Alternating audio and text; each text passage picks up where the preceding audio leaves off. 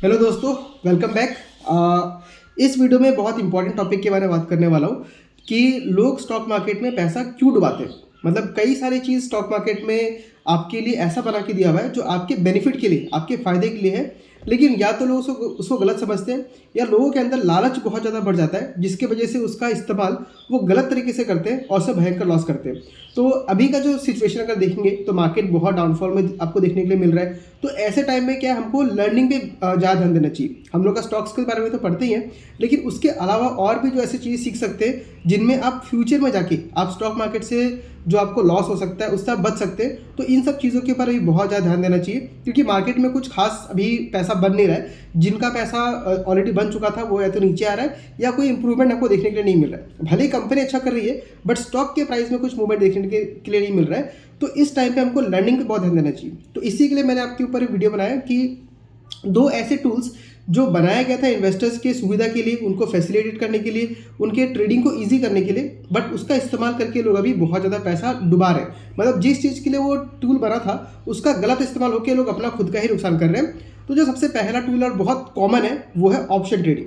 Option trading अगर देखेंगे तो मतलब मार्केट में लगभग 89% या 91% लोग जो है पैसा को डुबाते हैं। और ये कोई मेरा खुद का बनाया वर्ड नहीं है, ये सेबी ने जो रिसर्च किया, क्योंकि उनके पास जितने भी इन्वेस्टर्स हैं सबका डाटा पहुंचता है और वो रिसर्च करके उन्होंने बताया। और जो 9% जिन्होंने प्रॉफिट किया है उन लोगों ने भी सिर्फ 10 से 15 हज़ार का प्रॉफिट किया है, अगर सब कुछ काट कूट के देखेंगे तो। क्योंकि जो प्रॉफिट करते हैं उनमें से टैक्सेस बहुत ज़्यादा कट जाता है। तो नेट अगर देखा है तो ऑप्शन ट्रेडिंग में जो लोग सोचते हैं कि हम लोग का पैसा 10 गुना हो जाएगा, 20 गुना हो जाएगा, वो वाकई में होता ही नहीं है। बहुत कम लोग का होता है। और अगर देखेंगे भी तो उन्होंने जो पहले लॉसेस किए हैं उन सब लॉसेस को मिलाकर आपका नेट आप ऑलमोस्ट जीरो पे रहते हैं। मतलब बता रहा हूँ क्यों। देखिए, आपने अगर 10 ट्रेड लिया, 10 ट्रेड आपने पैसा गंवाया और एक ट्रेड में आपने अगर 10 गुना भी किया तो आपका जो कैपिटल था उतना का उतना ही रहा, आपका पैसा बढ़ नहीं गया। ये ध्यान रखिएगा। तो इसमें क्या होता है कि आपको कंटिन्यूअसली अगर प्रॉफिट कर सकते हैं तो ही आपका एक मॉडल बन सकता है जहां पे लॉन्ग टर्म में प्रॉफिटेबल रह सकते हैं। बट ऑप्शन ट्रेडिंग में ऐसा कोई सिस्टम नहीं कि आप लॉन्ग टर्म प्रॉफिटेबल रह सके। आपको एक दो ट्रेड कभी कभार ऐसा मिल जाएगा, वो भी लकीली, उसमें कोई ह्यूमन इंटेलिजेंस नहीं होता है, जहां पे आप अच्छा खासा प्रॉफिट कमा सकते हैं। उसके बाद आपको लॉस ही होता है 90% केसेस में। तो ऑप्शन ट्रेडिंग बनाया क्यों गया था उसके बारे में समझाता हूँ। तो सबसे पहले बात आप समझ लीजिए कि ऑप्शन ट्रेडिंग आपका एक्चुअली ट्रेडिंग नहीं है, ये एक इंश्योरेंस है। इंश्योरेंस देखिए कैसे, एग्जाम्पल लेके समझते हैं। सपोज मान लीजिए आपने रिलायंस में 1 लाख रुपए लगाया और 1 साल बाद, 2 महीने बाद, 6 महीने बाद, जब भी लीजिए, आप बहुत लकी थे, वो पैसा डबल होके बन गया 2 लाख रुपए। अब ठीक है, 2 लाख रुपये बन गया। अब यहाँ से आपने कंपनी के बारे में जब पढ़ा तो आपको लगता है कि अभी तक कंपनी जितना कुछ दिखाया सब ठीक है, बट आगे जाके मुझे थोड़ा सा डर लग रहा है कि शायद मेरा प्रॉफिट वापस चला भी आ सकता है, या कंपनी को मैं बेच नहीं रहा हूँ क्योंकि कंपनी आगे अच्छा भी कर सकती है। मतलब यहाँ पे आपके पास क्लियरली बेचने का सिग्नल नहीं मिल रहा है और ना ही और खरीदने का सिग्नल मिल रहा है। लेकिन आप चाहते हैं कि अगर कुछ खराब आता है आगे जाके तो मेरा स्टॉक का वैल्यू घट सकता है। तो आपके पास एक ऑप्शन ये है कि आप स्टॉक को पूरा बेच दीजिए। लेकिन अगर आप स्टॉक को पूरा बेच देंगे तो अगर आगे स्टॉक मूव करता है ऊपर की तरफ तो वो सर आपको लॉस हो गया, मतलब आपको प्रॉफिट मिल नहीं पाया। तो इसके लिए हमारे पास आता है ऑप्शन। अब ऑप्शन देखिए क्या होता है, दो टाइप का होता है, कॉल और पुट। तो मैं इसमें आपको पुट ऑप्शन को लेकर समझाता हूँ। आप कॉल पे भी समझ जाएंगे, इसका उल्टा होता है, क्योंकि पुट ऑप्शन में आपको ज़्यादा ईजिली समझ में आएगा। अब मान लीजिए आपको लगता है कि यहाँ से स्टॉक गिर सकता है, लेकिन आप यहाँ पे कंप्लीटली बेचना नहीं चाहते, तो आप क्या करेंगे, आप एक पुट ऑप्शन खरीद लेंगे। पुट ऑप्शन कॉल ऑप्शन होता है, वो खरीद लेंगे। तो उसमें क्या चीज़ आपको फैसिलिटी होता है, वो बोल रहा है कि ठीक है, आपका 2 लाख रुपए का अमाउंट है, तो 2 लाख रुपए का लगभग 2% आप मुझे पैसा दीजिए। कोई हो सकता है थर्ड पार्टी होगा, वो आपसे पैसा ले लेगा और बोलेगा ठीक है, आपने मुझे 2 लाख का 2% 4 हज़ार रुपये दिया है। ये 4 हज़ार आपने मुझे दिया है सेफ्टी के लिए, आपने ऐसी हवा मुझको नहीं दिया। आप मुझे 4 हज़ार रुपये दे रहे हो इस कंडीशन पे कि अगर इसका वैल्यू घटेगा, ये 2 लाख रुपए जो मैंने लगाया हुआ है, ये घट के अगर मान लीजिए आपका 2,90,000 हो गया, 2,80,000 हो गया, तो वो जो लॉस मुझे होगा वो लॉस थर्ड पार्टी मुझे रिकवर करके देगी, क्योंकि आपने एडवांस में मुझसे 4 हज़ार रुपये ले लिया है। यानी कि एक इंश्योरेंस हो गया। जैसे हम लोग हेल्थ इंश्योरेंस में क्या करते हैं, हम लोग कंपनी को ऑलरेडी कुछ पैसा पे कर देते हैं, 14,000 15,000, और उसके अगेंस्ट में हम लोग 5 लाख रुपए का इंश्योरेंस कराते हैं। यानी अगर मुझे कुछ बीमारी होता है तो वो कंपनी मेरी तरफ से पे कर देगी, और अगर मुझे कुछ बीमारी नहीं हुआ तो क्या होगा, मेरा वो पैसा चला गया। एक्चुअली ये सेफ्टी मनी आप बोल सकते हैं। तो इसमें आपको दो फायदा हो गया। अगर आपने जो बुरा सिचुएशन सोचा, अगर वो हो जाता तो आपको पैसा बहुत ज़्यादा खर्चा होता, बट क्योंकि आपने स्टार्टिंग में ही कुछ कम पैसा देके उसको लॉस को बुक कर लिया, आपको क्या हो गया, वो जो आपका जो लॉस था, वो लॉस को जो आपके ऊपर जो रिस्क था, वो रिस्क आपने किसी इंश्योरेंस वाले कंपनी को दे दिया।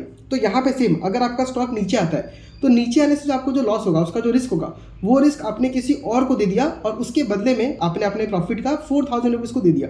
अब यहाँ पे देखिए दो केस हो सकता है। अगर ये 2 लाख का वैल्यू घट के नीचे आता है, सपोज मान लो 10,000 रुपये घट गया, तो ये जो कॉल ऑप्शन जो आपने लेकर रखा हुआ है ये आपका इंश्योरेंस है। तो जो 10,000 घटेगा वो 10,000 में फिर रिकवर कर लूँगा उस थर्ड पार्टी से। तो यहाँ मुझे क्या हो रहा है, मैं डाउन साइड प्रोटेक्ट हो गया। अब अगर स्टॉक नीचे भी जाता है तो मुझे बहुत चिंता नहीं करना है, क्योंकि ऑलरेडी मैंने कुछ पैसा देके उसको बाय करके रख दिया है, प्रीमियम लेके रख दिया है। तो ये सिंपल इंश्योरेंस का है। अब मान लीजिए सपोज ये स्टॉक 2 लाख से घट के नीचे नहीं जाता है, ऊपर ही बढ़ते रहता है, तो आपको यहाँ पे 4000 रुपीज़ का लॉस हो गया। बट आपको ये समझना पड़ेगा कि आपको जो ज़्यादा बड़ा लॉस हो सकता था वो आपने प्रोटेक्ट कर लिया, और अगर स्टॉक ऊपर जा रहा है तो कोई बात नहीं। वैसे भी आप इसको बेचने का सोच रहे थे, लेकिन आपने ना बेच के अपने 4000 रुपीज़ का प्रीमियम दे दिया, और जब स्टॉक ऊपर बढ़ने लग गया तब भी आपका प्रॉफिट हो गया, और स्टॉक नीचे जाता तो भी आपको लॉस नहीं होता, क्योंकि आपने प्रीमियम दे के मतलब इंश्योरेंस कर लिया था कि मेरा कम से कम 2 लाख रुपए तो सेफ रहेगा। तो इस चीज़ के लिए था ऑप्शन ट्रेडिंग। अब यहाँ पे देखिए, जब इसका 2 लाख का वैल्यू घटना शुरू होगा तो इस जो पुट ऑप्शन लेके रखा था उसका वैल्यू बढ़ना शुरू करेगा, क्योंकि रिस्क बढ़ गया। तो लोगों ने सिर्फ क्या ध्यान दिया कि जब कोई स्टॉक नीचे गिरता है तो पुट ऑप्शन का वैल्यू बढ़ जाता है, तो इसको देख के लोगों ने पुट ऑप्शन का ट्रेड करना शुरू कर दिया। तो ये तो कोई सेंस का बात नहीं है। आपको यहाँ पे पुट ऑप्शन को दिया गया था आपको हेज करने के लिए, बट आपने इसको यूज़ किया स्पेकुलेशन की तरफ तरीके से, जिसके वजह से लोग प्रॉफिट नहीं कर पाते, क्योंकि ये उस सिस्टम के लिए बना ही नहीं है। पहली बात तो ये। तो अभी दूसरा हम देखते हैं एमटीएफ का, मतलब option call option put option सब एक ही टाइप का चीज़ है। कॉल ऑप्शन लेते हैं जब मार्केट बढ़ने वाला हो, और पुट ऑप्शन लेते हैं जब आपको down side recovery, down side से आपको मतलब सेफ्टी चाहिए। तो ये कुल मिला के काम ऐसा ही है। ऑप्शन है आपका इंश्योरेंस, बट लोग उसको लेके अपना लॉस करवाते हैं क्योंकि उनको सिस्टम समझ में नहीं आता है। दूसरा आपका है एमटीएफ। अब एमटीएफ सिस्टम बहुत ही बड़े सिस्टम है, मैं खुद उसका यूज़ करता हूँ। अब इसमें सिचुएशन में ये प्रोडक्ट आया क्यों वो आपको समझाता हूँ। पहले कई बार जैसे जो रिटेल इन्वेस्टर्स हैं उनको बहुत अच्छा अपॉर्चुनिटी मिलता है। जैसे आज के दिन में अगर देखूं तो मुझे निफ्टी 50 बहुत अच्छा खासा करेक्शन के बाद देखने के लिए मिल रहा है, टॉप से लगभग 7% करेक्ट हो चुका है।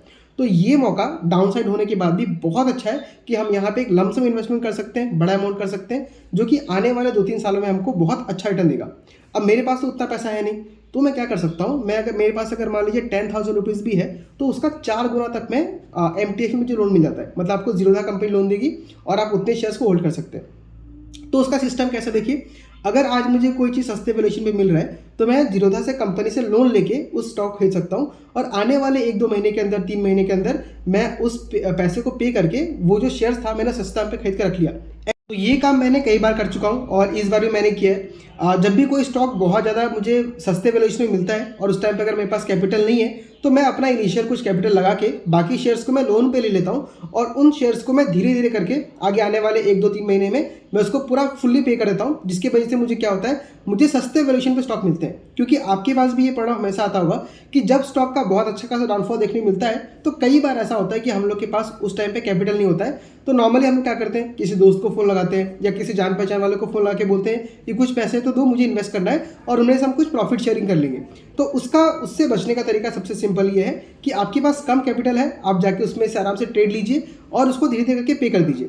तो ये आपको हमेशा कैलकुलेशन कर लेना चाहिए कि मैं जितना लोन ले रहा हूँ उसको मैं बिना किसी टेंशन का आगे आने वाले 2-3 दिनों में या 1 महीने के अंदर उसको पे कर सकता हूँ कि नहीं कर सकता हूँ, क्योंकि आपको पर डे पे इंटरेस्ट लगता है। हालांकि वो इंटरेस्ट बहुत ज़्यादा नहीं है, क्योंकि आपको शेयर सस्ते मिल जा रहा है और वो शेयर ऊपर आके भागता है तो बहुत अच्छा खासा प्रॉफिट हो सकता है। अब कई लोग इसमें क्या करते हैं, आपको मान लीजिए आपके पास कैपेसिटी है 4 गुना लोन लेने का, तो वो लोग क्या करते हैं, वो लोग 50-60,000 लेके आएंगे और उसके ऊपर 4 गुना का लोन ले लेंगे।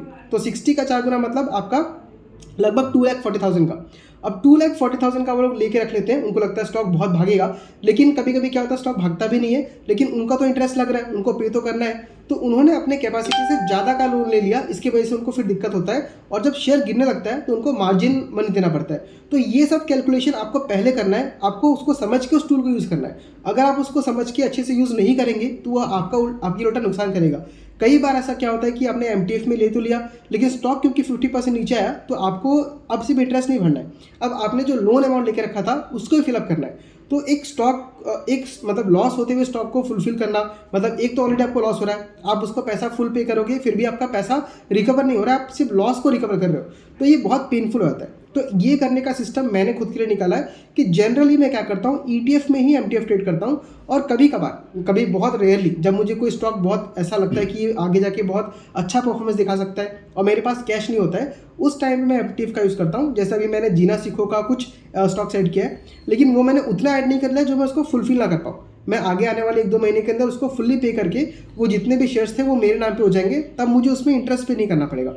तो ये सब टूल्स आपको बना के दिया हुआ है आपकी सुविधा के लिए, आपको उसको अच्छे से यूज़ करना है। अगर आप उसको गलत तरीके से यूज़ करोगे तो आपका भयंकर तरीके से लॉस हो सकता है, क्योंकि आप मान लीजिए अगर आपने 10,000 लगाया और आपने सिर्फ उसी पे रिस्क लिया है तो आपका सिर्फ 10,000 का रिस्क है। लेकिन अगर आपने दूसरे से 1 लाख रुपये लेके उसको पैसे को लगा दिया तो आपके ऊपर टोटल 1 लाख का रिस्क हो गया, और वो 1 लाख आपका भी नहीं है, आपको दूसरे को देना भी है। तो आपको ये सब समझ लेना चाहिए कि किस तरीके से मैं कैलकुलेशन को बैठाऊँ कि मुझे भी दिक्कत ना हो और मेरा काम भी निकल जाए। तो मैं भी इस तरीके से यूज़ करता हूँ, और ऑप्शन ट्रेडिंग से तो मैं दूर ही रहता हूँ। वो आपको तभी देखना चाहिए जब आपका कैपिटल बहुत बड़ा हो जाए, क्योंकि तब आपको हेजिंग करने में कुछ समझ में भी आएगा। लेकिन अभी हमको हेजिंग का उतना इंपॉर्टेंस नहीं देना है, क्योंकि मेरा कैपिटल छोटा है, मतलब बहुत बड़ा भी नहीं है। अगर आप दूसरों का कैपिटल देखने जाएंगे तो 100 करोड़ 200 करोड़ कैपिटल होता है, उसके कंपैरिजन में तो हम लोग कैपिटल बहुत ही कम है। तो इसलिए मुझे फोकस अभी करना है मेन कैपिटल को बड़ा करने में। एक बार जब कैपिटल बड़ा हो गया तब मैं ऑप्शन के बारे में थोड़ा बहुत सोचूंगा कि मैं किस तरीके से हेजिंग वहाँ पे कर सकता हूँ। और दूसरा MTF टूल जो यूज़ करता हूँ, जो कि बहुत ही अच्छा काम कर रहा है, कई बार मुझे प्रॉफिट भी कमा के दिया है। और इसको सही से यूज़ करेंगे तो आपका जो कैपिटल जो बढ़ने का जर्नी है वो बहुत फास्ट हो जाएगा। तो यही कुछ तरीका है, हमको स्टॉक मार्केट में पैसा बनाना बहुत ही सिंपल है, उतना हार्ड नहीं है। बस आप गलत रास्ते में अगर जाओगे तो आपका पैसा बहुत भयंकर तरीके से डूबता है। तो मैं तो यही करता हूँ कि मेरा पहला एम होता है कि जो मेरा कैपिटल है वो प्रोटेक्ट रहे, उसके बाद वो ग्रो करेगा तो आराम से धीरे धीरे करके आपका पैसा अच्छा खासा बन सकता है।